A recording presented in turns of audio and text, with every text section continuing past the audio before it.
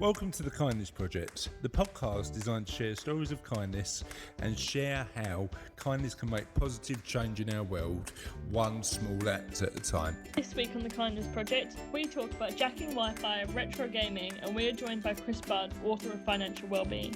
Good morning, evening, afternoon, whenever you're watching. Welcome to the Kindness Project, the second one of 2021.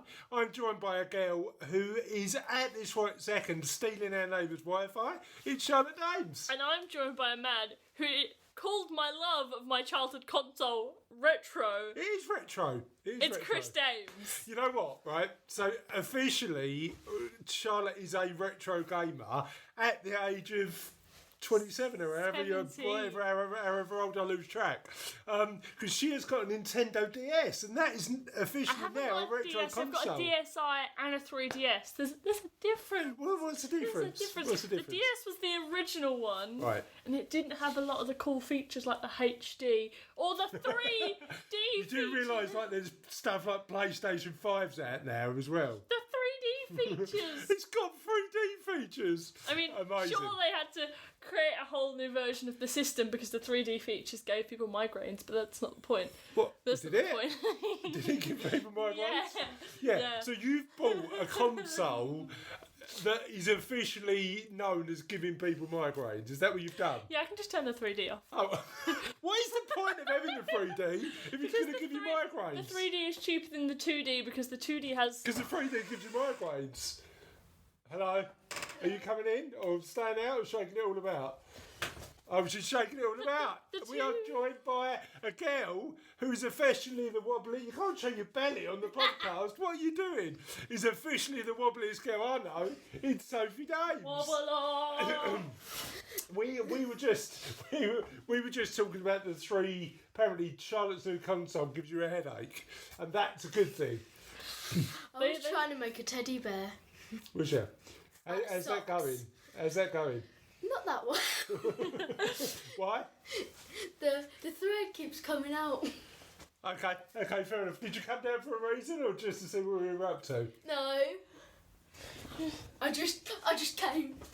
I heard, and I wanted to know what you're talking about. All right, see you later then. Bye. I know that most podcasts start with a decent amount of shambolic nonsense, but we start as we mean to go on. My retro gaming wasn't actually on my list of things to talk about until next week. Okay. But, you know, we can talk about it this week. I can shuffle. The thing is the reason you've got it so cheaply because it actually gives you, the 3DS gives you headaches. Also the fact that they were released when I was like 10, 11 years old, right? Which was about 5 or 6 years ago. And the console's good because even without the 3D feature, the 3D turned on, you still get 3D graphics. It's just... Well, like every console since 1992, you mean? You still get the 3D graphics, they're still good quality, they're still HD, you just don't get the pop out of the screen 3D. The pop out, the bit that gives you the headache. Yes. Okay, so Charlotte's got migraine-inducing console, that's her big Christmas news, and she's stealing her neighbour's Wi-Fi at the minute. How's that going? It had to be done. I can't connect to your office Wi-Fi. I've tried on two different devices. We've got two separate Wi-Fi connections in the house. Both of them are pretty apparently terrible. The neighbour's is the only one that works. Thanks, Debbie, by the way, if you're watching. We really appreciate you bogarting your Wi-Fi. Anyway, what other topics did you want to talk about today? Did you not want to cover the question first, or we do the question? Oh yeah, question of the podcast. What's that? What was a good thing that happened to you in 2020? So, interestingly, I had a couple of good things that happened to me in 2020. First of all, we're interested in knowing your thoughts. Oh, I thought you were going to say we're still in 2020 as we're recording this. We are still in 2020 as we're recording this, but I'm assuming that when people watch this, it'll be 2021. Yeah. So what happened in your life that in 2020 was good? Because we know it wasn't the most idyllic year in the world for a lot of reasons, But everybody I speak to about 2020, there were actual highlights, not only from these circumstances and some of the things that happened, like us spending more time with family and stuff like that, but also people have genuinely achieved some cool stuff in 2020. So, how about you? What's been your highlight of 2020? What did I do in 2020? GCSEs. Yeah. I banged those That was out. expensive. Honestly, I can't believe Mum offered you so much money per A. It cost me an absolute fortune. So It cost you 350 quid because that made me feel brilliant.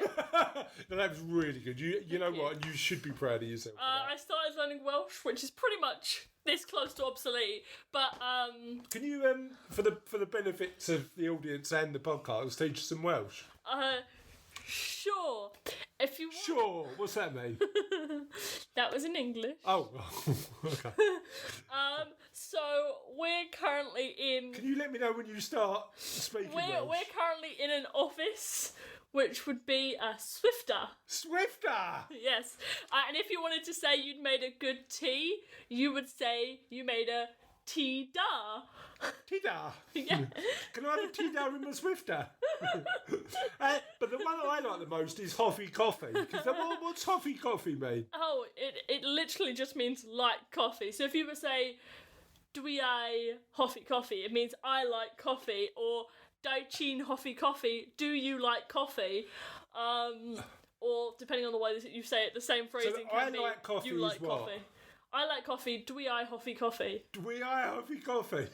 Love it. Hoffy Coffee is a phrase that I want to be using at every stage of my life. Hoffy Coffee. I also like the fact that in Welsh, butterfly is pillapalla. Pillapalla. But you know what? There's another onomatopoeic word in Welsh. Is it like keyboard or something like that's tippy tappy or something like that? There's a few onomatopoeic words in. There's a couple, and then people usually say, "Oh, microwave is pop ping," but it's not. What's microwave? I don't know. I haven't got that far yet. I just know it's not. Can I just pretend microwave's pop ping because it's so entertaining or not? So you learn Welsh and you absolutely stormed your GCSEs. I tried, yes. And you did a bit more than try. You smashed it. I bankrupted you. Yeah, you smashed it so much I'm skint. And you've started your A-levels and you're doing really well then. Yeah, I'd like to think so. Yeah, good. I did a few things. I got chartered. I'm a chartered financial planner. That's all good. Hopefully you can hear the high five. Yeah, that was a high five. Not just me slapping Charlotte for being insolent and costing me so much money. And how dare you be academic? And I ran a marathon. I ran the virtual London Marathon. Another marathon. It's only my second one, but the reality of it was probably the most challenging, miserable, but also satisfying. You stopped halfway through. Well, you know what? It was the London virtual because I was meant to do London and it didn't happen. No, COVID. Oh God, COVID! We'll talk about COVID later on. Or maybe not. Maybe we'll just ignore it. Just skip over it. This is the good stuff. Co-what? Co-what? Koalas? Yeah. Should we just call COVID koala? Yeah. Because it just makes it sound a bit better. But no, genuinely. So I did that. But the thing that was the worst thing about it was the last probably about 8 miles because I took a break. You took a nap. I came home. I had a power nap, and then I had to go out in the rain and finish off my marathon. That was your not a good way of doing it. No. I know, poor mistake. I should have just carried on regardless. None of these were on my list of topics, but I am. So what else have you got on your list? So, question of the podcast as a reminder: what happened to you in 2020 that was actually a positive thing to come out of a wavy year? Wavy.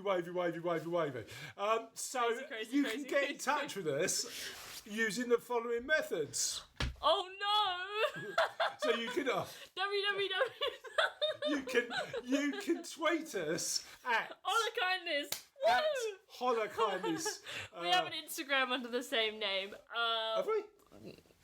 I tell you this every time. Apparently we've got an We have Instagram a that we don't Facebook use. under the name The Kindness Project. Yeah, And or you can just Google the Kindness Project. You can find We us should there. come up, yes. If you're a regular listener, you probably know all this already. You can email us at holla, H-O-L-A, at the Kindness Project, dodecahedron, at thekindnessproject.co.uk. And yeah, you can just get in touch whatever way you want. You can tweet me. I'm at Chris Dames. You on Twitter? I'm at Charlotte J. Dame. Surnames that they don't go D A E M S Q. P. Oh, can I have a pee, please, Bob? Anyway, what else have we got on our list to talk about? Spag superpowers. Right, I've got You it. insisted this be one of the things that. So one of the things that we like to do, COVID or non-COVID, every year, is we help our local round table. So one of the things that we do every year is help out our local round table in Hornchurch. And what the guys at the round table do is amazing work. They go round in a Santa sleigh every year and raise money for charity. And we didn't know whether it was going to be on or not because of COVID and stuff like that. It was just when we went into Tier 4, and thankfully it was still on, which was great news. So we got our high vis on. Opportunity to wear a high vis. It Always will be your welcome. birthday present next year because. Well, you know what? What do you think of the gilet? I'm quite liking the gilet at the minute. So I'm not sure that's this might be my favourite Christmas present. But anyway, so we're out. And me and Charlotte wandering the streets of Havering, collecting money for some amazing causes. And like we like to do every now and again, we got involved in a bit of a random conversation about superpowers. So, Charlotte says to me, Dad, I'd love a superpower where I just took the energy in the world and could turn it into anything. So I went, that sounds amazing, Charlotte. What would you turn it into? Tell our audience what you said. Spag bowl. You could create anything you want in the world, but no. All you're creating is a bowl of spaghetti bolognese. To be fair, it was late and I hadn't eaten. Were you just thinking about spag bowl? I was thinking about food, Right. and then you said, what would you do after you made the spag bowl? And I was like, I would take the heat energy from the spag bowl, and I would make myself some garlic bread. This is like not create the energy and then I would take the heat energy from the garlic bread and make myself a bottle of water. What would you? And then shake the bottle of water and take the kinetic energy and use it to And make turn it something into another else. bowl of spag bowl. Yeah, probably. What would you do with the spag bowl? Eat it. So effectively, all you've done is use this amazing power to do yourself a bit of dinner. Yeah. Anyway, You went evil with it and were like, I'm going to take the whole life energy of another person and tailor-make a person to be my friend. Anyway, unofficial question of the podcast is, if you had the power to just pluck energy out of thin air and create something with it, what would you use it to create for? So I like that. You want to make an evil best friend from someone else's energy remains. Look, I just think there might be a better way to use your superpower, which is to use energy to create anything, to do something better than spag bowl and garlic bread. I was hungry. You gotta stop holding it against This is what I'd do. I'd create Heston Blumenthal and all the you ingredients need the energy it of an needs. entire person. Yeah. So that will either require taking all of your energy, or taking energy from everyone around you, or taking the energy of one person to create a different person with their own personality, taking one life to create another. But how about I just take the energy of the bloke who works in the harvest stuff? Because he's not as good a chef as Heston Blumenthal, is he? But he still has a life. Yeah, he has. Yeah. And it's not worth you having a personal Heston. So apparently, me having a personal Heston Blumenthal isn't that important to take Not something worth else's a man's life. Okay. No. I'll just make myself a spag bowl then. And on that note, shall we get on with the show? Let's do it. So we've immediately forgotten about what's next because we haven't done this in quite a while. But I've just remembered it's only I don't know. You were the one who remembered. kindness news. Oh, yes. Yes. I was waiting for the trailer. You know the song, but it didn't come. So what have we got on this week's kindness news? Stuff. Tell me. So, how are you... this is just the first article. How a Utah sports reporter accidentally raised $55,000 to help people during the holidays. Okay. This one caught my eye because the word accidentally is in the title. I'm like, how do you raise $50,000? How do you accidentally do it? Yeah. If sports writer Andy Larson writes his autobiography one day, he might just have to title it The Accidental Philanthropist. That's because when Larson... Sorry, philanthropist or philanthropist? Philanthropist. Okay, that's all right. That's all right. I don't know how to say these words. They're just written. I know what they mean because they're written that way. Go on. That's because when Larson, who covers basketball for the Salt Lake Tribune, inadvertently found himself the recipient of a $55,000 Venmo bonanza, he used the money to help families in need for the holidays. The story begins just before Thanksgiving. What's a Venmo bonanza? Do you not know what Venmo is? No. People just pay to your Venmo. You just... I haven't got a Venmo. Can I have a Venmo? I mean, you should just do it. What? I'm sorry, Siri. I didn't mean... Sorry, just let Siri explain what a Venmo is. No, just for the benefit of our audience and for the benefit of everybody. Really. What is a Venmo? It's like... You know, PayPal. it's like that, yeah. It's like PayPal. It's like PayPal. And is it like Patreon where you've got a calls and people pay to it, or? Just... I don't know how it works. It's an American thing, I think. But it's a method of people paying you. And £55,000 turned up in this guy's Venmo. Dollars, yeah. Dollars, right. Larson's mum called to give him a heads up that she'd just come across the distinctive yellow container he used as a kid for stashing loose coins in his bedroom and wondered if he might want to come fetch it. The chunk of change amounted to over $165. Larson, feeling in the holiday spirit, decided to donate the booty to Booty. to folks who could really use a few extra dollars this time of year, and put the word out to his 27,000 Twitter followers. So I had a big jar of coins hanging around, he tweeted. I went to the bank today and had them counted. $164.84. Rather than keeping it, I wanted to give that out to a few people who could use the help for their household's Thanksgiving dinner or for Christmas presents. My DMs replies are open. As expected, requests for assistance began to roll in, but on the flip side of the proverbial coin came requests from people who wanted to boost the bounty. Okay, cool. The first arrived from a man named Jeff Jones, who asked Larson to put up his Venmo deets so he could contribute to the good cause. Just put up your Venmo deets. Just do that. I was shocked that someone would do that, Larson told the Washington Post. Even more amazing was that minutes later, people began retweeting everywhere and sending me money out of the blue. It just exploded. Even more amazing, close to 1,000 people donated about $50,000 in a single day. You know what? I tell you what 2020 has proven to be. The generosity of and the kindness of people. Because even though 2020 has been a particularly tough year, it's also been a year where people have shown how amazingly kind they can be. And clearly that's an example of that, isn't it? Yep. Sorry, I'm trying to load the next article while you're talking, so if you could keep going on. So, I've learned about Venmo. So apparently, can't you get access to the neighbour's Wi-Fi anymore or not?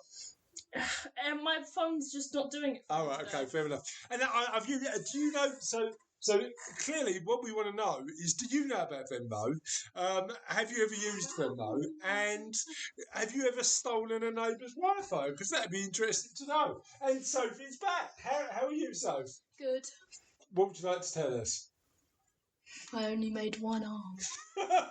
Do you know what Venmo is? No, not at all. So nobody's hit you up with the Venmo dates. Have you got our next kindness news story? I do. Two best friends. Two best friends? Did you just make a little boom? Two best friends buy up the holidays for single-parent households in Ohio that might not have money for gifts. Okay, my brain just switched off for a second there. 2 special friends in the Cincinnati, Ohio area have created merrier Christmases for children and families who were affected during the pandemic, and it was inspired by the experience of gratitude they both felt growing up. Jordan Jenkins and her best friend Skylar Beavers started Make a Kid Merry, an organisation that provides holiday gifts to kids, the same support their own mums received years ago. Growing up, both Jordan and Skylar were raised by single mothers, and this fueled their passion this year to make sure they pay it forward, to offer support for other kids of single parents home during the holidays. COVID-19 has impacted numerous families, so the dynamic duo decided to set as their goal providing gifts for 50 kids. Sorry, can I just be clear? If for people listening to the audio podcast, I'm now trying to contend with an 8-year-old who decides it's funny to take the arms out of her jumpers and just show off in the background. Now I don't know where she gets it from, but I'm just going to cover the camera. COVID-19 has impacted numerous families, so the dynamic duo decided to set as their goal providing gifts for 50 kids. The university students asked for community donations and enlisted friends as elves to beautifully wrap the gifts and deliver them. We both came from single mother households, so we both had to be sponsored for Christmases before, Jenkins told WCPO News. Is that a news? It sounds American to me. Yeah. We just wanted to be able to share, able to create a way to give back to our community. Love it. And again, another amazing story of generosity. Thank you so much for sharing those kind of news, Charlotte. Should we get on with the show? Yes. Oh, interview. I don't know what the interview is. I don't know what the interview is. So, this week we have got Sophie's back as well. This week we've got an interview. I was just up there. This week, in the chair. This week, apparently we're not letting Sophie on the podcast. This week, we are interviewing Chris Budd. Now, Chris is an amazing guy, author of the Financial Wellbeing book. We talked to Chris about happiness, well-being, and what you can do to make your life a little happier. I was in this one. Did you come along to this one? Was I in this one? I don't think you were. No. Anyway, should we get on with the show? Yes. Hi Chris, how are you? Very good, mate. Thank you. And yourself? Yeah, not bad. A good weekend? What did you get up to? We went to visit some friends in the Isle of Wight. Okay, and how was the Isle of Wight? Yeah, it was great. It's not as backward as everybody says it is. It's not backward at all. It's a stunning joke, isn't it? The ferry left at 12 o'clock and arrived in 1982. Well, you know what's weird? Because I haven't been to the Isle of Wight for ages, but we found loads of fossils on the beach. And apparently the Isle of Wight is famous for having loads of fossils. And clearly I'm not talking about the residents, because that'd be really offensive. But apparently it's famous for... We went to the Isle of Wight Dinosaur Museum, which was quite good fun, actually. Yeah, or as it's also known, the Isle of Wight. All of my 2 listeners on the Isle of Wight are really going to not like this stuff, I tell you. They can take it. They've heard it all before. There's nothing new. Yeah, exactly.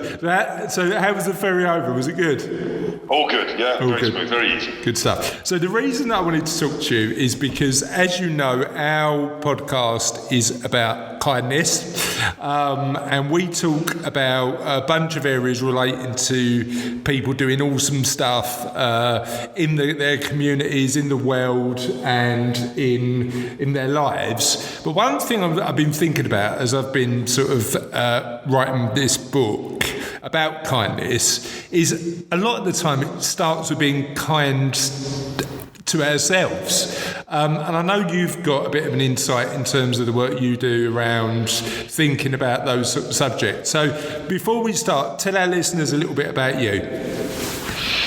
Okay, so I live in Somerset with wife and kids and a little dog, Luna. We, about 9 years ago, I realised that I wasn't happy. I was depressed and decided to make some changes to my life. And the result of that was I wrote a book called the Financial Wellbeing book. Yep. And I also sold my business to something called an Employee Ownership Trust. I now spend my time divided between those two subject matters, helping companies to succession in a really satisfying way for everybody. Yep. And secondly, thinking about money and happiness and what we can do to be happier, not just wealthier. Okay, fine. So we'll cover off both areas because I think there's both an insight. But at what point did you get to when you knew you had to make a change? I had what the doctor called a muzzy head. Yeah. I wasn't thinking clearly. I didn't know why. So the story goes, I went to see the doctor, and the GP looked a bit scared because they can't treat muzzy heads. Yeah. They don't have pills for muzzy Yeah, heads. I've never seen that in any sort of medical book, a muzzy head. No. So she gave me, I said, I looked at those words that every GP dreads. I've been on the internet. I said, I think it might be possibly stress or depression. So she perked up a bit because she had a form for that. Yeah. And she gave me this piece of paper to go home, fill this in, and then come back in 2 weeks' time. And I got home, and you know how when you're at school, certainly when we were at school, you get a photocopied bit of paper and get a test. It's photocopied so many times that it's kind of half faded and it's skew width on the page. It was like that, this questionnaire. And it started off with the heading, Depression Questionnaire. And the first question was, how many times a week do you feel like killing yourself? Good. And I, as long as I live, I will remember sitting at the kitchen table thinking, I don't think this is going to help me very much. No. That form sounds like the cause of depression more than the solution for it, to be honest. So I started going about making some changes. And the first thing I did was I took some business coaching, which inspired me so much that I have now become a business coach myself. And in 3 sessions, we got to the bottom of what was making me depressed, which in my case was the fact that I've always done a lot of writing, and I used to write stories and novels, and I hadn't written anything. So I needed to make some changes to my life in order to enable me to write novels, which I did, and I now published 2 novels, and I'm working on the 3rd. Are you happier now than you were then? Yes. Okay. Yeah, I would say unequivocally. There's, if I can be, okay, Chris, here we go. This is the most pretentious statement you will hear this year. As I say in my first novel, yeah, there's a line in there which I love so much. Sorry, go on, Chris. Yeah, you need that on a T-shirt, mate, because that is definitely pretty pretentious. But yeah, I'd love to see that on a T-shirt. As I said in my first novel. As I say in my first novel, ... But there is a line in there which I must confess, if it's not too arrogant, I really quite like, which is, happiness is like trying to balance a chicken on your nose. Yeah. It is possible, but not for long. No, agreed. And it takes work, doesn't it, I'd imagine? Yeah. So happiness, I think, is maybe too big a subject matter, too big a deal to strive for. Yeah. I think it's too big a bite to take, which is why I liked the phrase well-being, because it's a bit more relaxed. It's a bit more of a way of life. And I think the other interesting thing when it comes to that is well-being sounds like a bit more of a journey, doesn't it? As opposed to like, you know what, I'm happy, and then like expecting that to be a permanent state of affairs. It's a bit more, what do you do to continuously look after yourself, as opposed to... Yeah, I'd say that's true. It's about making life changes, but they don't have to be huge ones. It's a bit like when you try to stop smoking. Yeah. I think when you try to stop smoking, certainly when I used to smoke in my 20s and cigarettes, and when I stopped, somebody gave me a bit of advice. You haven't stopped smoking, you're just going to not smoke for a while. Yeah. And I think that's really good advice. So rather than saying, I need to make changes to be happy, just say, I'm going to just increase my well-being a bit. Yeah. And then it's a spectrum as opposed to sort of linear, isn't it? I like that. I like that a lot. Yeah. Now, the reason that I thought you might have an insight into this is because when I was writing the subjects that I want to write about for the Kindness Project, one of the first things that I wrote about that makes me be a bit kinder to myself is I tend to find that I say no a lot more and don't take on stuff that's going to not make me happy. And actually, the tip that I got originally, and you won't remember this because this was about 5 or 6 years ago, we were in a pub having a chat and I got this tip from you. So it was that thing where, you know, when you run a business and people come into your office and they go, what do you do? And they know the answer already. They just want some validation. And you tell me you just say to people, what would you do? Do that then. And I've started to use that and it works amazingly well, mate. So thank you. Yeah, it's a good one, isn't it? A lady called Sarah, a wonderful lady called Sarah, who was my PA for many, many years, when I was in a luxuriant position as to be able to have a PA. She came into my room, to my office one day with a piece of paper and said, what do you think I should do with this? And on this again, I went extreme. I didn't even say anything. I just looked at her and smiled. And she kind of looked at a piece of paper and looked at me and went, well, I suppose I could always just, as she was talking, she turned around and kind of slowly walked out. Yeah, exactly. She didn't come in hardly ever again after that because she realised, actually, I can do this stuff. Yeah, exactly. Yeah, that's a good thing. I think, let's set the scene, Chris, right? Kindness is selfish. Yeah, agreed. There's nothing wrong with saying, I want to do this to help somebody else because it makes me feel good. Agreed. That's cool. And I think embracing it, kindness makes it almost like the word kindness, there's a danger. It can feel like this is something that other people do who are really good people. Yeah. No, you can do it too. We can all do it because it makes us feel good. Well, therefore it's worth doing. This is the interesting thing. One of my favourite interviews we've done on the Kindness Project is with a guy called Dr. David Hamilton, and he wrote a book about kindness a couple of years ago. He's a Scottish guy, and his thing is, look, kindness is selfish because it kicks in. There are chemicals in your body that, when you do good, benefit you more than the other person. So why don't we all do it more? But it's interesting. But I think sometimes, and this is one of the things that I want to talk about today. Sometimes we need to make sure we're okay so we can give as much back as possible. I suppose the most, like, the best analogy of it is, like, you know, when you get on a plane and they say put your oxygen mask on first before you start to help other people. And I think sometimes we don't do that enough. So let's just. I would agree with that, Chris, but I would just say that helping other people is part of healing ourselves. Agreed. They're not mutually exclusive. Yeah. The two can be built together. Yeah, agree. Absolutely agree. So as far as that saying no and setting boundaries bit is concerned, the one thing that I would add is about, and this is kind of the phrase that goes through everything I say and do these days, is know thyself. Okay. You will have heard me say the expression, I'm sure, quite often, because I say it all the time, that financial planning is very simple. You simply work out what you want from life and you spend your money on that. Yep. And on the Financial Wellbeing podcast that we do, we quote that all the time. So that means know thyself. Understand what makes you happy, what gives you well-being. Yeah. And there are two aspects to that. One is that some of it will be unique to you, and then some of it is stuff that is just generally factual. So that's what we try and do, is we try and give people knowledge and information. It's what you do, knowledge and information about the factual side of stuff. Yeah. Things like spend your money on experiences, not on stuff, because that gives you greater well-being. Yeah. This sort of is a very simple example. Philanthropy, lots of different things that you can do which are well proven to increase your well-being. Yeah. But there is a large element of, well, what will actually also then make you personally happy? What will give you well-being? Yeah. For me, that was the writing. writing. That was writing novels and also other work that I do, charitable stuff as well.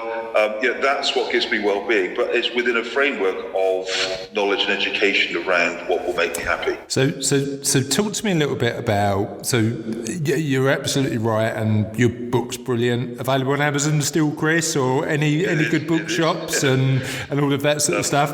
But talk to me about how you make sure you're spending your time doing what you love. Well, I'm gonna be maybe slightly controversial here. This is part of the know thyself thing. I quite like a slightly chaotic life. Okay. Yeah. My mum drives my mum nuts. Are you sure you're not doing too much? It's the kind of mantra she's always saying to me. But I like it like that. Yeah. I remember somebody a long time ago that I used to, when I was a sort of a rep, broker consultant, as you and I would know it. And I could call on this guy, and he said, little tip, he said, always keep some days free in your diary so that you can react to things. Yeah. And I quite like that. Now, for some people, they would hate that. So that's where the know thyself bit comes in. Gotcha. So the fact that you know that you like a bit of variety and you like to do different stuff, you assign time so that you've got some space. What do you say no to? What do you say no to? What do I say no to? Not a lot. Okay. I mean, I'm talking to you. Yeah, too true, mate. Too true. Yeah, the bar is set increasingly low. Clearly. I have a very simple criteria. I guess there was a criteria I set a few years ago for myself, which was, is it fun? Yeah. You know, and if I think something's going to be fun, and fun's a very broad definition because it can include interesting and educational, but that is fun for me, you know. Yeah. But is it going to be fun? And if it's going to be fun, I'll find a way of doing it, really. Yeah, you know what? I'm with you on that. If I'm not going to enjoy it, why am I spending time doing it? Unless it meets one of the other factors that are important in my life. But So there's a bit earlier this year, I had a few issues with a couple of things that I won't go into any detail on for obvious reasons, but they caused me great distress and great unhappiness, and some relationships were put at strain, and some things were said and done that were a bit unpleasant and what have you. And I got really, really down for quite a few months. I got really upset me, really affected me. And then, this is going to sound incredibly trite, okay, but it just happened to work for me. I was, I can't remember what it was, actually, maybe walking the dog, but I just was mulling over yet again this one particular issue. And then I just suddenly said to myself, do you know what? I think I'm going to be happy. Yeah. I'm fed up with this going around my head constantly. Yeah. I've decided to be happy. And I came home, and that evening I said to my wife, do you know what? I've decided to be happy. And she kind of looked at me and went, that sounds like a good idea. Yeah. And it sounds incredibly trite. I know it does, but it just worked for me. Yeah. To just say, I'm going to go places where I'm enjoyed and that I enjoy being. I don't want to fight the fights anymore because they're just too much like hard work and nobody's getting anything out of it. Go places where people appreciate you, where your skills are appreciated, where you're looking at issues, not personalities. This is now going beyond my personal situation, but it's generally, these are the reflections I have, you know. Going to places where it's about issues, not personalities, is a really big one, actually. So I mean, the way that I do that, and I did this a couple of years ago, because I was finding myself worrying about things that I had no control over at all and very little influence. And you go, actually, am I spending my time worrying about this stuff that I've got no impact over? So I think for me, focusing my attention on what I can control, but then it's not as easy as that, is it? Because that little bloke in your head gets in the way and starts giving you a second opinion. So how do you control that for you? What techniques work for you? Well, first of all, the idea of only controlling what you control. So there's a guy who's become very popular recently, a Greek philosopher called Seneca. Yeah. He seems to be, I'd never heard of him until I read a marvellous book called The Antidote by Oliver Burkeman, recommended to everyone. Right. The Antidote is all about the antidote to positive thinking and being realistic and how actually that can make you happier. It's a great book. But I first read about Stoicism and Seneca in there, and now I read quite a bit about him. He seems to crop up everywhere. There's a lovely little book of his called On the Shortness of Life. Life is long if you know how to use it. Yeah. And that is all about this, controlling only the things you can control, worrying about only things that you can control. And I think there's a huge amount of wisdom in it. Yeah, but great. there's one caveat to it. So I try and apply that filter as much as I possibly can. But if you take it to its nth degree, you do what one friend of mine does, which is never ever reading the news. Yeah. Because, all this rubbish that's going on around Brexit, right? And I say rubbish from all parts, no matter what your political persuasion or who you voted for. I think we can all agree there's an awful lot of nonsense going Agreed. on. And I can't control any of that. Yeah. But at some point... You need to be a little bit informed. Yeah, there might be another referendum. There will be a general election at some point in the future. And I feel I want to know enough to be able to contribute to society in that way. Yeah, no, I see that. So there's that's my only caveat with the control only what you can control, worry about only what you can control. Other than that, I think it's very wise advice. And look, know thyself, right? What is it that's making you unhappy? What is the blockage to your well-being is the question that I would ask yourselves. And if the blockage is personalities, remove yourself from those personalities. Yeah. If the blockage is issues, can I do anything about controlling those issues? And if I can, go and do something about it. Great, you are empowered. Yeah. If you can't, either forget about it or just continue to be concerned, but don't worry. Stress about it. Yeah. I'll give a very quick story if I may. When I was in my 20s, my father went bankrupt, and it was a very unpleasant and horrible time of my life.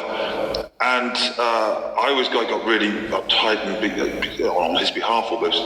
And my mum phoned me up one day, a bit worried about me, and she gave me a great bit of advice. She said, look, there's nothing you can do, right?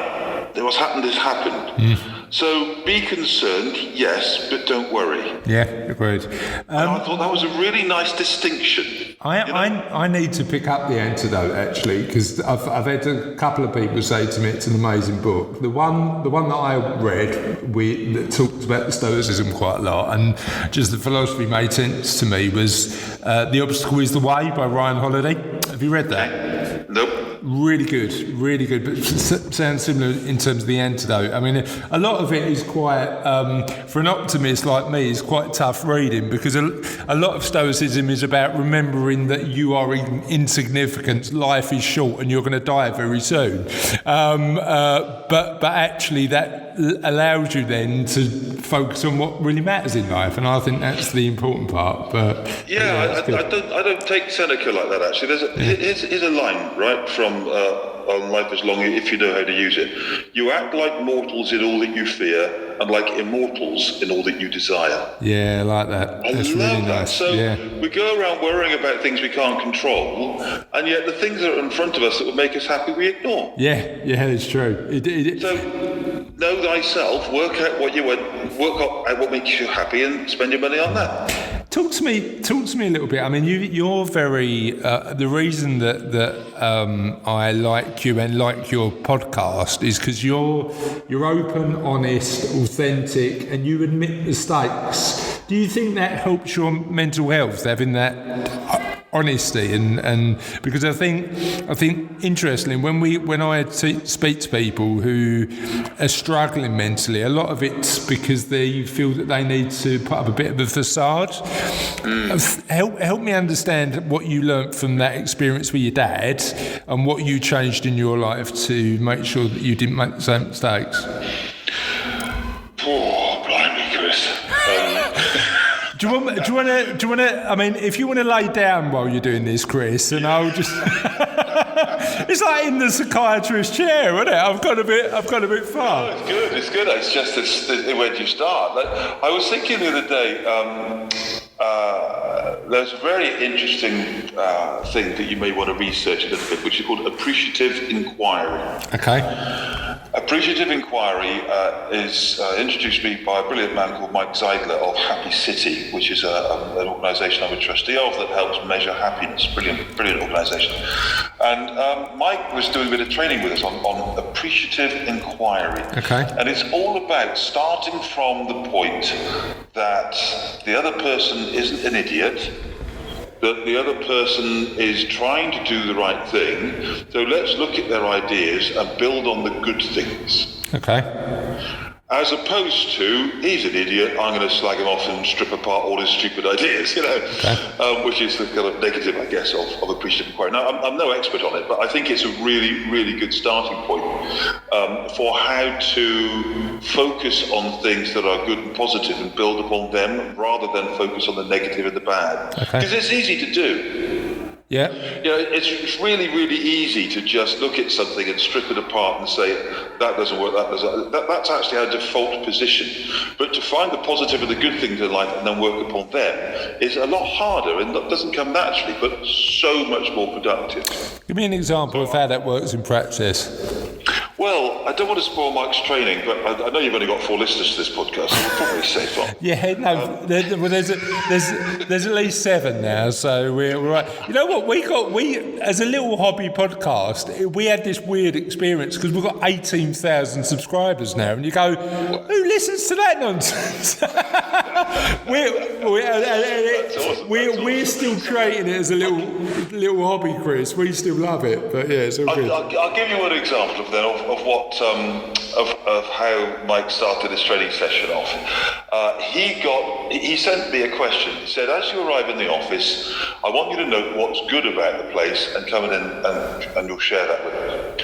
So we started the session off and he said, Chris, you had a question, what? So I started to say, well, first of all, I struggled because it was a big solicitor's practice and it was a very dull place. And I said, well, the lampshades were really nice. Right. That's one thing I managed to find, And then he asked somebody else, I sent you a question, and they started saying, well, I didn't like this, I didn't like that, I didn't like that. And I go, what's going on here? And then Mike revealed he'd actually sent us slightly different questions. Okay.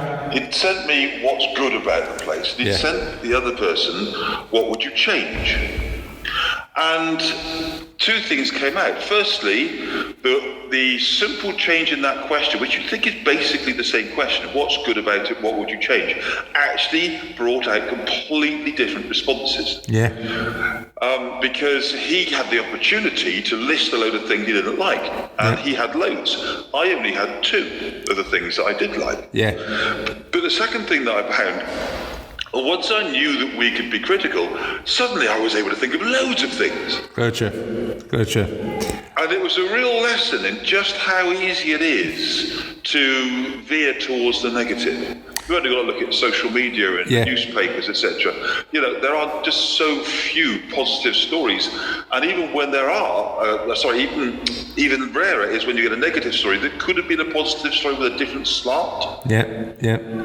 There's always that angle, isn't there? I mean, but that interesting. I look at that, Chris, and go, that feels a bit counterintuitive to me, because surely positive stories and viewing the world through a prism of optimism would make us happier, but as naturally as humans, we look at things in a negative light. How do you manage that in your own head? Well, I'm not sure it is a natural thing as humans, actually. I think there's a lot of noise around that is encouraging us to act in ways that are not in our best interests, frankly.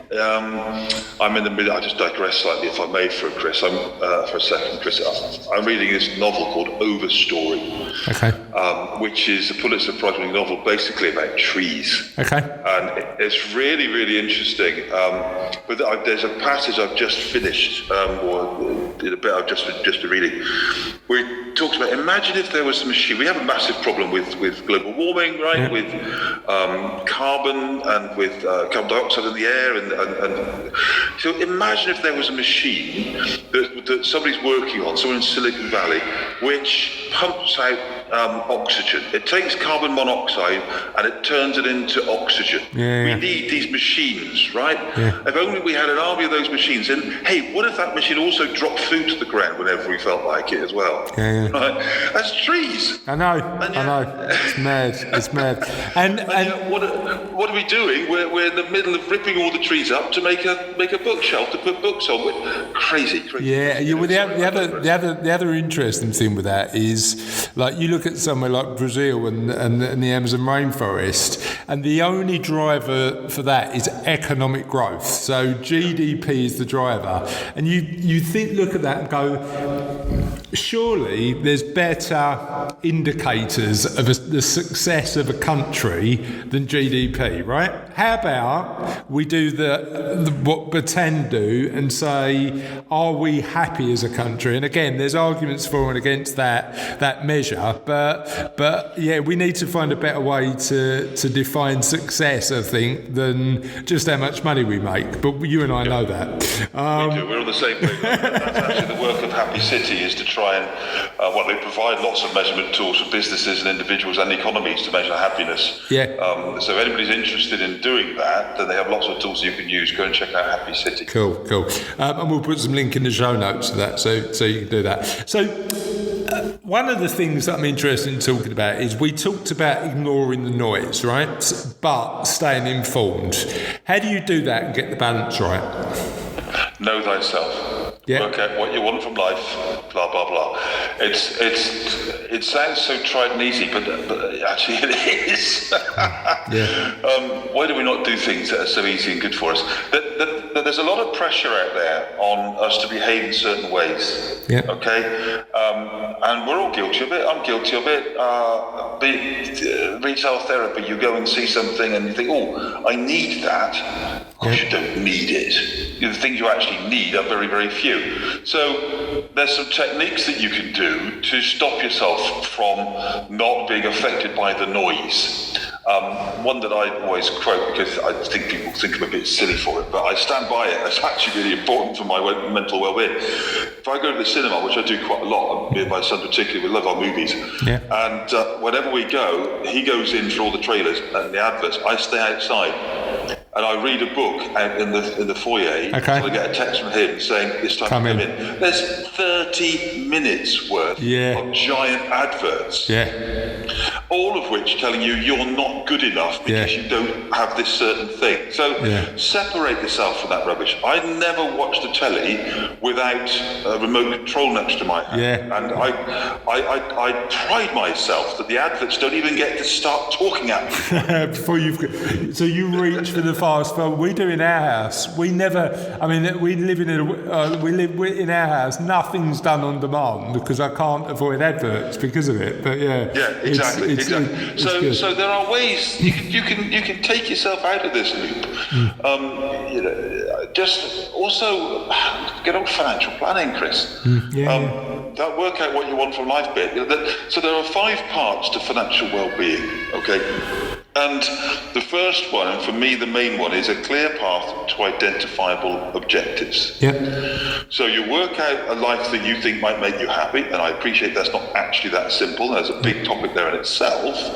But you work out a future that you think that's... And by the way, it doesn't have to be a future that's golden and perfect. It's a future that just, I'd like to make a few little changes. I wonder if that's possible. And then plot a path towards it financially. Hopefully, if you can afford it, go to a good financial planner who does a little bit of coaching and they can plot it for you. And then just work out, do you know what? That future is actually possible. I can have things that are different than now. And then just work towards it. And then you knock them off one by one. And it might be in going through that process, actually, do you know what? I could do a bit more than I thought. And truly open the mind. Truly say, what makes me feel good? Yeah. And there are some things that we know will make you feel good. We can, that's what we do, you and I, isn't it? We try and awaken people to the fact, for example, that it's the quality of our social relationships that makes us happy. Yeah. Not how much stuff we own. And experiences. Yeah. But the social relationships one is the massive one. Yeah. And can I just share, I don't know, there's another book I just wanted to touch upon, if I may. And this goes to all of the things you've been talking about, really, and that's kind of why I mentioned it. In fact, digging this out again for our chat made me realise I'm going to have to put a whole episode of our podcast about this. There's an extraordinary book called The Top 5 Regrets of the Dying. Yeah, I've read it. Bonnie Ware, isn't it? Yeah. Extraordinary book, isn't it? Yeah, amazing. And they're kind of, the 5 things are kind of are not predictable. They're one or two of them are what you'd expect, I guess, which is I wish I hadn't spent so much time at work. Yeah. Actually, I think there's a different story there, which is I wish I'd done work which was more purposeful. Yeah, great. But anyway, the regret number 3 is the one, and number 4 are the two that I just want to touch on. Number 3 is I wish I'd had the courage to express my feelings. Yeah. And as the brilliant Nick Elston says on our last podcast, I never lost a sale by being more myself. Yeah. Both down to authenticity, right? Both, like, if you are open enough to be open and honest, and I listened to your Nick Elston podcast, and he's on our one in a couple of weeks. Is he cool? Yeah, so because I think, Chris, what he talks about around the just being a bit more you is might put some people off, actually. And I've got to a stage in my life and the business's life and my career where I'm a bit more relaxed about that, because if you ain't right for us, we're probably not right for you, right? Do you know what I mean? So, yeah. I don't think you could be a bit more you. Yeah, exactly. Well, I think it's interesting though, because what makes me happy is knowing that I haven't got to pretend, right? What makes me happy is knowing that if you like me or loathe me, I'm relaxed about that, and I can live my life in a way that's pretty authentic, and that's what I quite enjoy. And 'tis the end. And we are it's the end of another episode. It's our second episode. Is this how the format goes? I can't remember. I genuinely cannot remember how this goes. Normally, what we do at the end of every podcast episode is give you the answers to the question of the podcast that we've asked last week. I can't remember. And I can't remember what the last one was because we haven't recorded in months. But now we're back. Please make sure you send us the answer of this week's question of the podcast. For these guys, it's our first recording of the year. It's true. But our first, no, it's not, it's second, because we've got an episode on the 7th of Jan. This goes out on the 14th of Jan. Yeah, but this is the first one we're recording in the new batch. Yeah, but what does that mean? What does that mean to the people listening? We said in the line on the 7th that, oh no, we went over New Year's. Yeah. So, anyway, we haven't got an answer to the question of the podcast this week. We will be back with an answer to the question of the podcast next week. And until then, have a lovely week. Enjoy the time with your friends and family. Happy New Year. Happy New Year. Yes. And we'll see you next week on the Kindness Project. See you next week. Bye.